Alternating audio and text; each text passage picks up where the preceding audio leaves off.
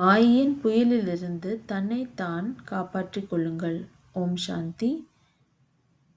நீங்கள் அப்படி ஒரு இலக்கை மற்றும் லட்சியத்தை வைத்துக் கொண்டீர்கள் என்றால், சதா அந்த லட்சியத்தை நிறைவேற்றுவதில், இலக்கை அடைவதில் தீவிரமாக, நிரந்தரமாக முயற்சி செய்து கொண்டிருப்பீர்கள். அப்படி செய்தோம் என்றால், நாம் மாயையின் புயல்களிலிருந்து தன்னை காப்பாற்றிக் கொள்ள முடியும்.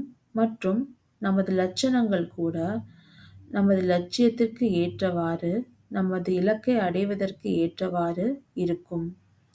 அப்படி நமது லட்சியத்திற்கு ஏற்றவாறு இருந்ததென்றால், நாம் சதா அந்த உழைப்பை செய்தோம் என்றால், நாம் மாயையின் புயலிலிருந்து காத்துக்கொள்ள முடியும். ஆகையால் நாம் இதை நினைவில் வைத்துக் கொள்ள வேண்டும். சிலர் 6-8 மாதங்கள் படிப்பை படித்துவிட்டு மாயையின் புயல்களில் சிக்கிவிட்டு படிப்பை கூட நிறுத்தி விடுகின்றார்கள். ஆனால் நாம் இந்த லட்சியத்தை மற்றும் இலக்கை நினைவில் கொண்டோம் என்றால், நாம் எப்பொழுதுமே மாயையின் புயல்களிலிருந்து பத்திரமாக இருக்க முடியும். ஓம் சாந்தி.